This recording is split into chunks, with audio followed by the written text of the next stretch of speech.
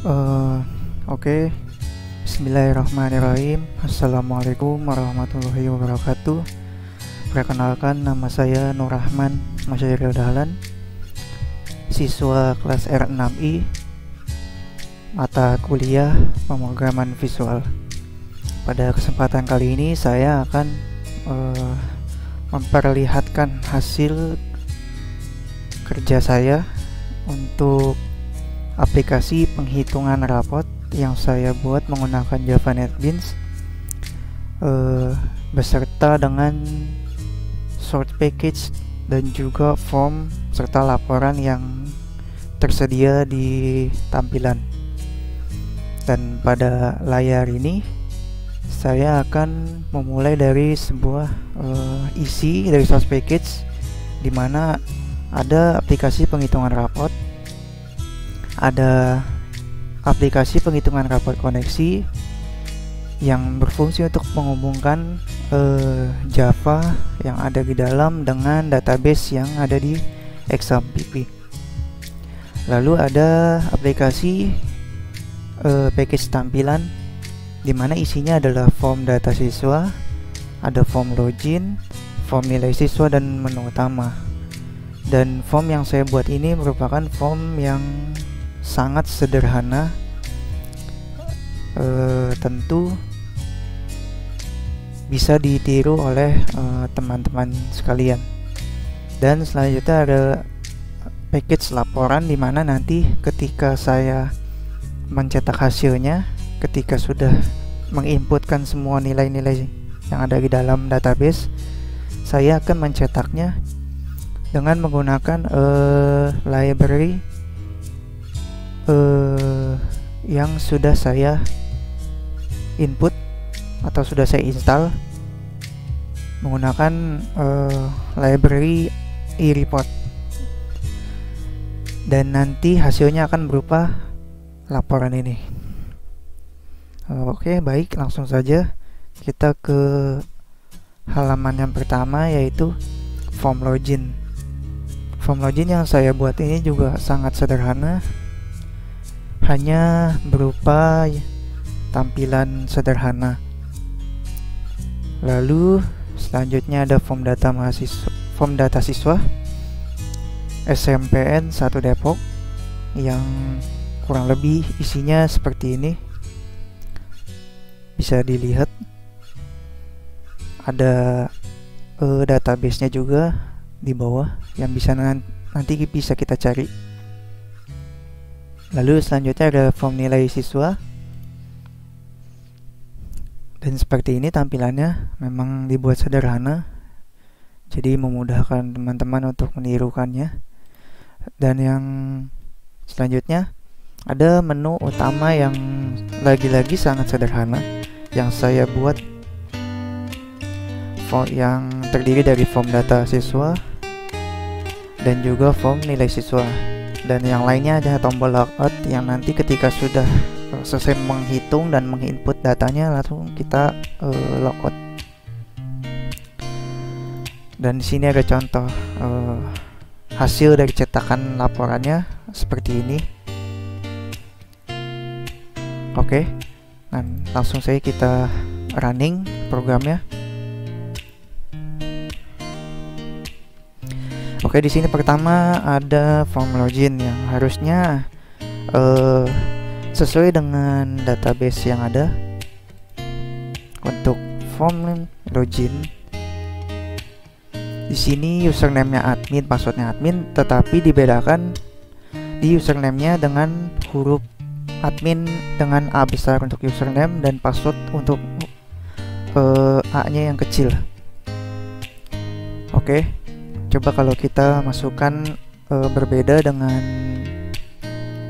yang ada di XAMPP.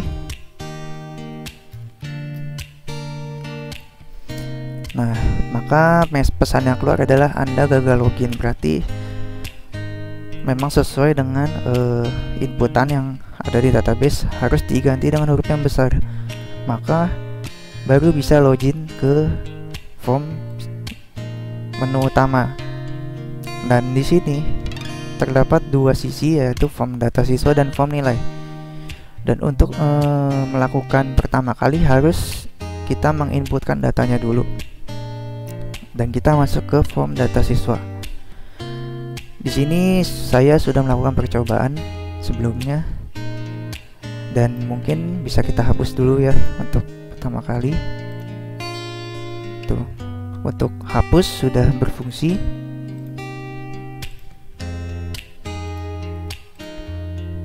Kita bersihkan dulu sampai bersih.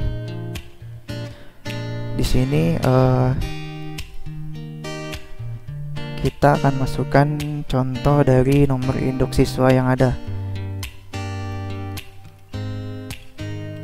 Contohnya namanya Doni, tempat lahirnya di Depok, tanggalnya 2 Juni 2000, agamanya kita pilih Islam, jenis kelamin laki-laki, nama orang tuanya Junaidi, pekerjaannya adalah buruh, alamatnya di Jalan Duri Raya nomor 13. Kita contohnya, kita masukkan kelasnya misalkan 8B. Lalu di sini kita masukkan simpan. Baik, data berhasil disimpan. Setelah kita simpan, maka akan muncul di sini database yang ada yang terkoneksi dengan ExamPP. Mari kita coba lihat di sini di tabel siswa. Nah, sudah masuk sama sesuai dengan yang ada di form data siswa. Lalu coba kita fungsikan tombol ubah. Misalkan kita ganti ini jadi Ahmad. Ini kita ganti jadi Jakarta.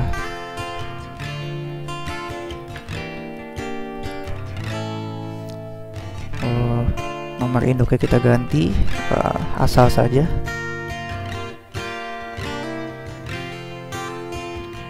Oke, coba kita ubah. Data berhasil diubah, maka yang tadinya namanya Doni akan menjadi Ahmad. Mohon maaf, yang namanya Ahmad akan menjadi Doni, karena sebelumnya namanya Ahmad dan sekarang menjadi Doni. Lalu kita coba tombol hapus untuk ini. Iya, ternyata bisa difungsikan. Sekarang kita fungsikan lagi. Contohnya kita masukkan namanya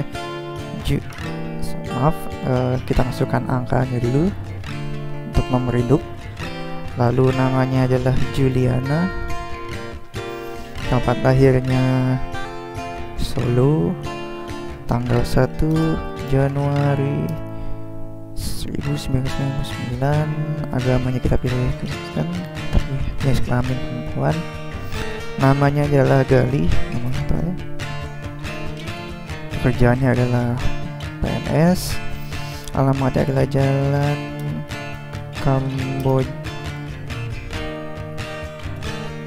Kamboja Raya nomor 11. Kita contoh, kita bedakan lagi kelas 9A. Kita simpan. YouTube Music, download aplikasi dan sekarang dan nikmati layanan kita gratis selama 30 hari pertama. Syarat dan ketentuan berlaku.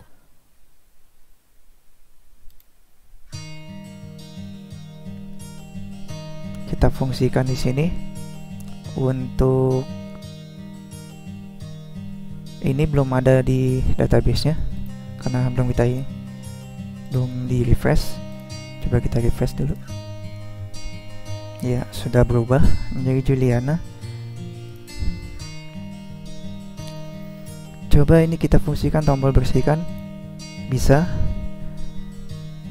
Dan sudah terinput satu data. Kita input lagi. Kita jadikan dua data.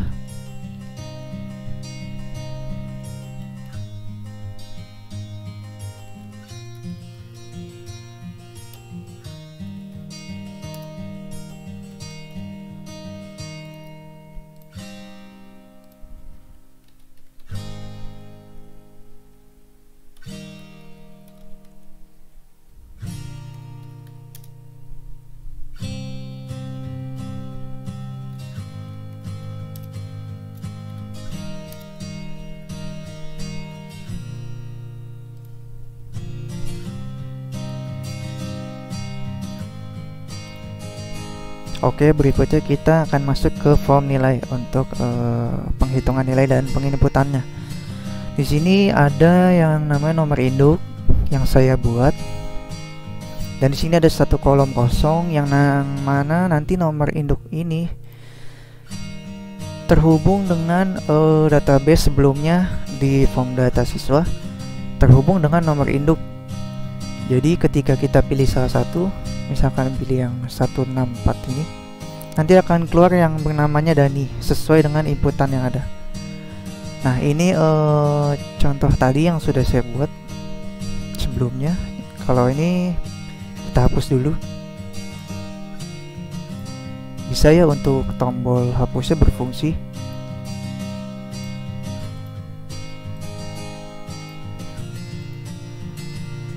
Sekarang kita pilih satu, namanya Dani. Misalkan mata pelajarannya adalah matematika, nilai hariannya 70, nilainya 80, nilainya 67, ininya 90. Jadi nanti hitungan dari keempat nilai ini saya rumuskan. Jumlah dari nilai semua ini dibagi 4 sebagai nilai akhir yang akan ditampilkan di sini. Dan kode nilai ini saya buat sebagai acuan untuk membedakan supaya nanti ketika nilai ini masuk ke database tidak bercampur aduk dengan nilai-nilai dari nomor induk yang nantinya kan beda-beda ya hasil ini. Jadi kode nilai ini harus berbeda supaya tidak bertabrakan dengan data nilai yang lainnya. Misalkan di sini tahun ajarannya 2019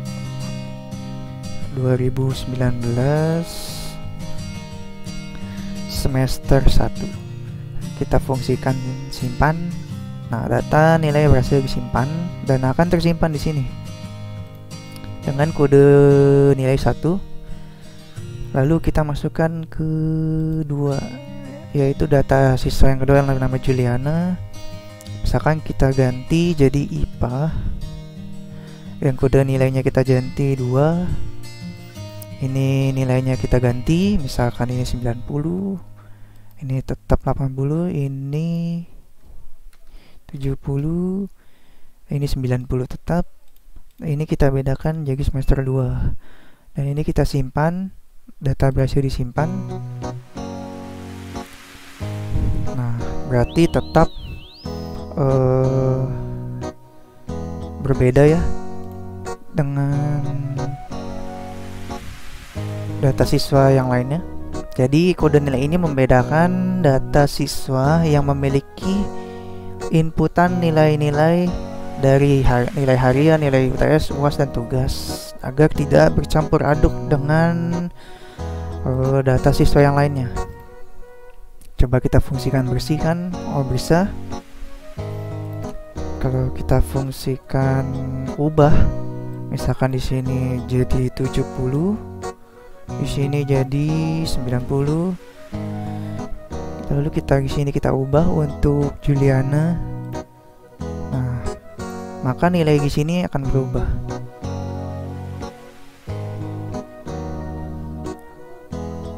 Lalu untuk inputannya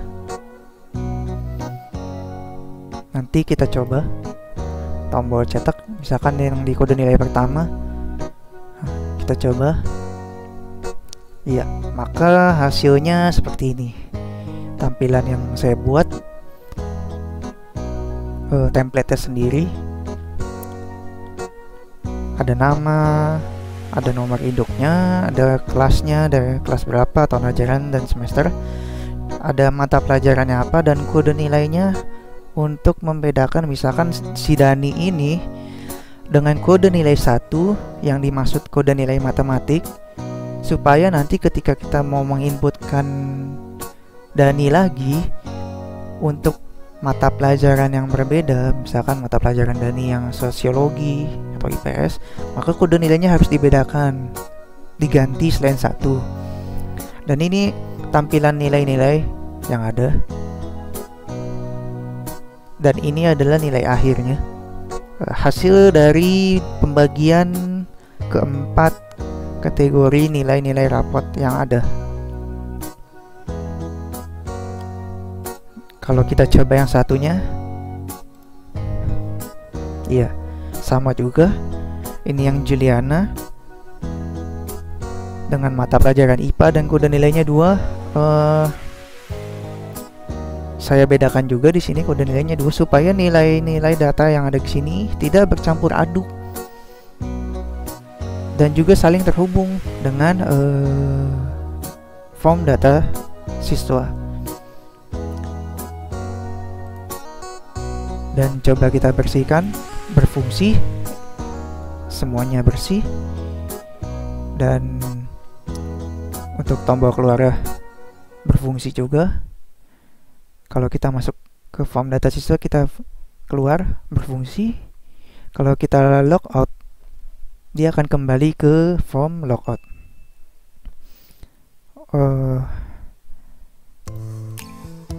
Dan ini adalah yang bisa saya sampaikan pada kesempatan kali ini. Dan ini adalah database yang saya buat untuk menghubungkan form-form yang ada di sini ke database rapot di Exam.pp. Oke, sekian dari apa yang saya presentasikan. Terima kasih. Semoga apa yang saya sampaikan bisa dimengerti dan bermanfaat untuk teman-teman yang ingin belajar mengolah atau membuat sebuah aplikasi berbasis Java NetBeans, atau yang saya contohkan itu penghitungan rapot. Mungkin di antara teman-teman ada yang ingin membuatnya seperti ini, yang sangat sederhana sekali dan bisa disimak dengan baik. Mudah-mudahan bermanfaat. Oke, terima kasih untuk presentasinya dari saya.